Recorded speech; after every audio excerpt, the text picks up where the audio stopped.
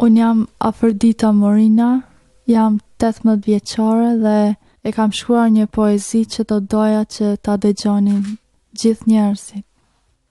Kur Perëndin tënd ta takosh, nuk të duhen krahët që të fluturosh, që Perëndin tënd ta takosh, atë e ke pranë gjithmonë dhe gjithku, ai s'të braktis kurrë, pse bën pyetje ku dhe pse, ti atë vetëm djeje, ti beso dhe pranë do ta kesh, dhe do të shohësh sa i lumtur do t'jesh, gjithë jetën do të këndosh psalme lavde, vetëm atij do t'ja dedikosh.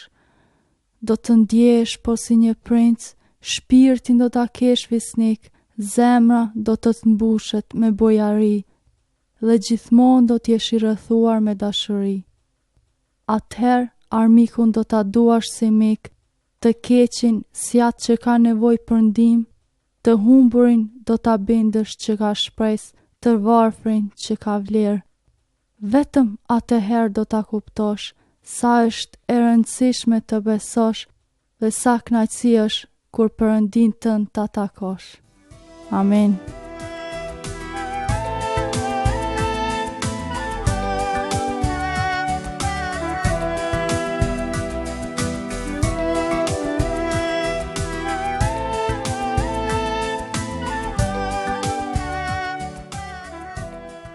Unë quhem Faten Berisha, jam nga qyteti i Gjakovës, edhe kjo është dëshmia ime që kam nderin të ndaj me gjithë ata që do ta dëgjojnë se si e kam njohur Zotin Jezus dhe se si kam shpëtuar nëpërmjet Zotit Jezus. Është me të vërtetë dëshmi e mrekullueshme, kjo quhet dëshmia e besimit në Zotin. Për herë të parë kam pas mundësi ta dëgjoj Ungjillin në vitin 1991, ku në atë kohë kemi dëgjuar fjalën e Zotit, Ungjillin nga disa njerëz të Zotit, disa ungjilltarë që kanë qenë në qytetin e Gjakovës, edhe kemi pas rastin për herë të parë me dëgju se Zoti është dashuri, Zoti është duke kërkuar njerëzit, edhe Zoti është duke shikuar për të gjetur njerëzit të humbur. Edhe në atë kohë unë personalisht nuk kisha shpresa dhe isha në moment kur nuk kam besuar që as Perëndia ekziston. Edhe në qofse dikur kom besu që Perëndia ekziston, kom mendu që ai nuk mirret me çdo person në këtë botë, ose kom mendu që nuk kemi idenë që Perëndia të mirret me mua, dhe në këtë mënyrë isha largu nga Zoti, dhe shpresat e mia kishin humbur dhe thashë gjithçka në këtë botë është që njëri vjeton deri në moshën e vjetë dhe nuk ka më jetë e përjetshme, as nuk ka parajs, as nuk ka ferr. Por kur dëgjova Ungjillin prej shokëve ton, edhe disa misionarë që ishin atë kohë, ata na ftuan në një mbrëmje për të shkuar në një shtëpi që kishin me qira aty dhe u takuam, dhe aty pata rastin për herë të parë me marr një Bibël në gjuhën shqipe në vitin 91, edhe fillova që ta lexoj. Duke lexuar Biblën, me të vërtetë pa shumë sende të mira, pa që Perëndia ekziston, duke lexuar dhe lexova që Perëndia i don të gjithë njerëzit, lexova që Perëndia e ka dërguar birin e tij Jezu Krishtin për të shlyer fajin e mëkatet të njerëzve. Dhe derisa unë isha duke lexuar Biblën në vitin 1991, me të vërtetë kuptova se jeta ime ishte një rrugë pa krye dhe ishte një rrugë të mëkatit, duke bën gjëra që nuk i pëlqejnë Perëndis dhe gjëra tek xhia.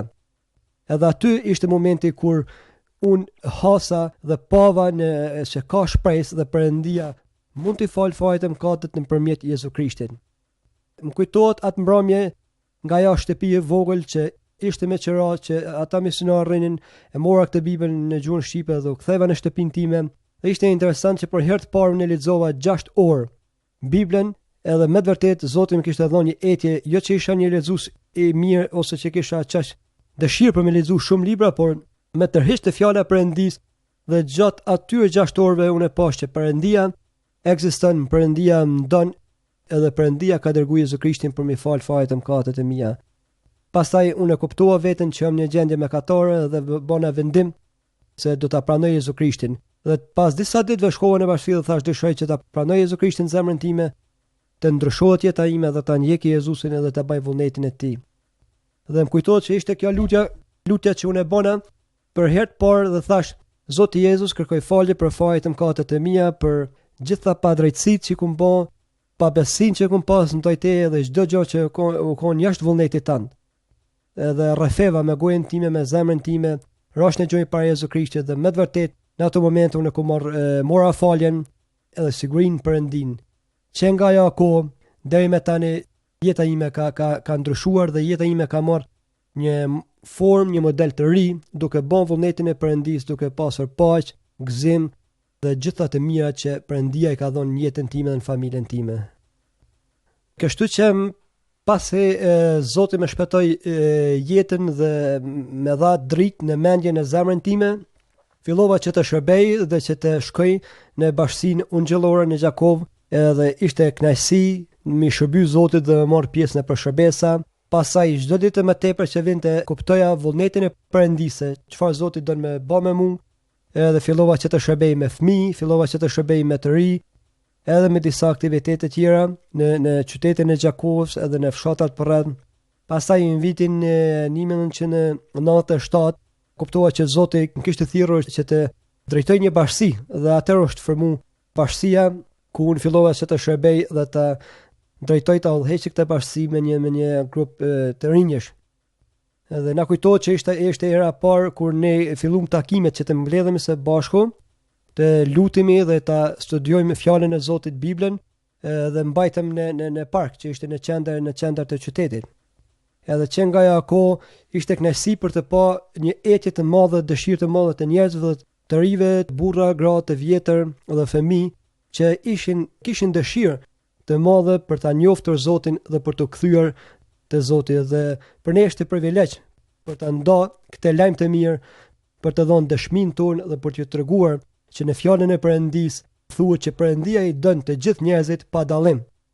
Dhe filluam t'ju tregojmë që nuk ka asnjë shpëtim tjetër, thuhet te Veprat e Apostujve, përveç Jezu Krishtit, as në qiell, as në tokë, as në tokë. Është i vetmi emër që është dhënë për shpëtimin e njerëzve. Dhe ishte mrekullueshme për të pa njerëzit këtë etje të madhe, këtë dëshirë që kishin për të ditur për Zotin, edhe thjesht nga batiduria shumë njerëz kishin mbetur të humbur. Dhe sa na ju treguam ashtu sikur dikush na kishte treguar ne që Zoti është dashuri, Zoti ka dërguar birin e tij Jezu Krishtin për të shlyer fajt e mëkatet e gjithë njerëzve në këtë botë, pa dallim feje, kombi, race apo fisi. Kështu që ne vazhduam në bashkësi duke mbledhur së bashku dhe çdo ditë më tepër Zoti e shtonte bashkësisë njerëz duke ardhur dhe ishte mrekulli kur ne mbledhshim së bashku, lutshim, lavdrojshim Zotin sikur një familje. Dhe deri në vitin 99 ne vazhduam kështu dhe siç e dinë të gjithë njerëzit se në vitin 99 ndodhi ajo fatkesia në Kosovë, edhe po ashtu në Gjakovë, në fshatat përreth, lufta që shumë njerëz u dash me dal të mu largu nga Kosova, disa në Shqipëri, Maqedoni edhe në vendet tjera, edhe ishim të shpërndam, gjithë anëtarët e bashkësisë ishim të shpërndam, edhe dëshiroj që të ndaj edhe një pjesë të dëshmisë se çfarë Zoti ka bërë me mua derisa ishte koha luftës. Shumë njerëz, sikur e dini, derisa ishte lufta u larguan dhe ishte një luftë e rrezikshme dhe vetëm për të shpëtuar. Por unë edhe familja ime ndodhi diçka që ne u detyruam për me shku në fshat dhe u larguam nga qyteti, nga banesa ku jetonim, dhe mendum që do të jetë një vend më i sigurt atje në fshat, të disa të afërm. Por lufta ishte e njëjtë, si në qytet, ashtu edhe në fshat, pothuajse edhe në fshat edhe më vështirë. Por vazhdimisht fjalën e Perëndisë e kishta me veti, edhe gjatë kohës së luftës, janar, shkurt, mars, domon vitit 1999, por vazhdimisht e pyetja Zotin se pse duhet ndodh kjo, pse është kjo luftë, me qenë se Zoti është Zot dhe Zoti i paqes. Por kishte shumë raste që nuk kisha një përgjigje të dur. Por vazhdimisht besoja që Zoti ka gjithçka në kontroll, edhe pse ishte një situatë shumë e vështirë. Dhe Biblën asnjëherë nuk e heka nga dora, vazhdimisht merrsha fjalën e Perëndisë me veti, edhe për 2 muaj të tërë ne kemi lëvizur bashkë me vllazërit e mi dhe familjen e time dhe disa njerëz tjerë në përmale të ndryshme të fshatrave të rrethinës së Gjakovës për të qenë më të sigurt dhe për të hikur asaj fatkesisë. Por me qenë se ishim të lodhur shumë duke ndajtur nëpër male të ndryshme, në për fshatra, një ditë vendosëm një atë vendosëm që së bashku me të rritë dhe me vllahun tim të shkojmë në një shtëpi për të relaksuar pak, për të pushuar pak, për të fjetur, sepse kishim kohë që flenshim në për male. Një natë gjetëm një shtëpi zbrazet dhe aty shkum për të pushuar dhe në mbrëmje para se të flinim mora Biblën, fjalën e Perëndisë dhe lexova një kapitull që është Psalmi 37. Thot edhe në qoftë se mbar ushtria ju rrethon, mos keni frikë, sepse asgjë e keqe nuk do të ndodhë. Edhe mbylla Biblën dhe thash Zot që nuk ka kuptim kjo fjalë se është luftë dhe përplot me ushtar në përkrejt Kosovën. Edhe nesër mëngjes na kanë rrethu ushtria aty në shtëpi që ishim, edhe me të vërtet ishte një situatë shumë e tmerrshme. Fillu më frikua sepse ishte ora 5, ata fynë dyert, drejtarët edhe pastaj na murrën edhe thanë që ju duhet vini me ne. Edhe ne i thamë që ati veshim kpucat për me ardhë bashkë ku i ka dëni me na dërgu. Një prej ushtrisë tha që nuk keni nevojë për kpuca, nuk ju vyn më. Pastaj na murrën edhe ishin të shqetësuar, edhe unë isha i shqetësuar edhe vllavi edhe njerëzit tjerë kishin marrë tram të madhe. Pastaj na vendosën në një rrugë, na bën gati për të na vrarë dhe aty ishte sikur me pa vdekjen me sy. Edhe për një moment me të vërtet situata ndryshoi aty, derisa ushtari e vendoste atë armën para nesh për të na vrarë, për të mbytur, domthonë ne ishim të gatshëm, edhe në njëjtën kohë pam kerrin që i mbledhte shumë njerëz të vdekur gjatë luftës u përkrat përpara nesh aty dhe ishim të sigurt që me të vërtet ka më ndodhur diçka e keqe. Edhe shikova anash vllavin, njerëzit tjerë që ishin me ne ishin të trembur, të hupur dhe me të vërtet thash ky do të jetë fundi i botës për ne dhe do të na vrasin. Por për momentin aty më kujtu fjala e Perëndisë që ishte shkruar te Psalmi 37 që asgjë keqe nuk do të ndodhë. Isha qaq i sigurt në Perëndin që me të vërtet asgjë keqe nuk do të ndodhë, por si nuk e kuptoja. Pastaj u ktheva anash dhe i thash vëllait edhe të tjerëve që me të vërtetë asgjë keqe nuk do të ndodhë sepse Perëndia është këtu me ne. Për një moment ishin disa aeroplane të NATO-s që flutruan aq poshtë, ishte një qetësi e madhe në fillim dhe ata filluan në desante të ndryshme për të ra poshtë. Edhe për një moment situata ndryshoi, ushtarët filluan që të largohen, të hikin, ne vetëm aty i shishim me sy gjithë ushtarët na për shtigje të ndryshme duke hikur. Pastaj unë i thash vllavit, i thash motrës, vllavit edhe shokëve tonë që të hikim edhe në anën tjetër. Pastaj i shkum në anën e lumit dhe në këtë mënyrë Perëndia bëni mrekulli. Por më kujtohet derisa ishim duke vrapuar, isha duke lutur Zotit duke thonë, Zot, kërkoj falje që me të vërtet nuk të kom ditë që ti je kështu, ti je Zoti që bën mrekulli edhe në situata të vështira.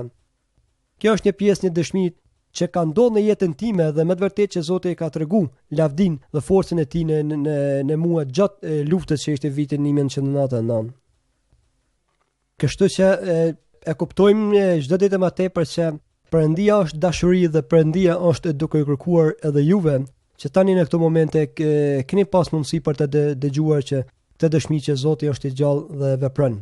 Kështu që me të vërtetë ne si kom familjet tona, vetë personalisht çdo njeri ka nevojë që ta dëgjojë. Lajmin e mirë që është lajmi i shpresës, lajmi i shpëtimit, lajmi se si Perëndia ka dërguar birin e tij, Jezu Krishtin për të shlyer fajët e mëkatet, për të rikthyer njerëzit nga mëkati dhe për t'ju dhënë jetën e përjetshme, për të ndryshuar përgjithmonë. Kështu që ky është mesazhi edhe im që ja për gjithë ata që dëgjojnë se ta kuptojnë që Perëndia është dashuri dhe Perëndia është duke ju kërkuar juve që t'ju ndryshojnë, jo që t'ju ndryshkoj ose t'ju dënoj, por duke ju kërkuar që t'ju ndryshoj dhe t'ju jap një jetë të re, një jetë përplot që është me kuptim, me shpresë dhe me dashuri. Kështu që duhet ta kuptojmë dhe ta shohim këtë mënyrë që Zoti është dashuria jon, është paqja, është gëzimi dhe vërteta. Jezusi ka thënë, unë jam rruga e vërteta dhe jeta. Dhe nëse ne besojmë, nëse ti pranon që Jezu Krishti është Zot dhe shpëtimtar, je i sigurt dhe ki jetën e përjetshme. Prandaj po japim disa informacione nëse keni mundësi për të ditur më shumë, nëse keni dëshirë të dini më shumë për fjalën e Perëndisë, Ungjillin, për Biblën, për Jezu Krishtin, Zotin dhe dashurinë e tij, ju lutem që të kontaktoni një bashkësi ungjillore kudo që të jetë afër në Kosovë, afër në qytetin tënd aty ku jeton ti, mund të shkoni aty dhe jeni të mirë pritur në të gjitha bashkësitë ungjëllore për të dëgjuar fjalën e Perëndisë për të gjetur shpresë të re. Njëkohësisht edhe këtu në Gjakov është bashkësia fitoria që në qoftë se jeni nga qyteti i Gjakovës dhe keni dëshirë që të dëgjoni për fjalën e Perëndisë, jeni shumë të mirë së ardhur. Adresa jon është në qendër të qytetit tek semaforat mbrapa Hotel Pashtrikut, atë tek ura Lumit Krena. Aty është një ndërtesë që shkruan Bashkia Fitoria ku jeni të mirë së ardhur dhe të mirë pritur për të dëgjuar fjalën e Perëndisë. Faleminderit.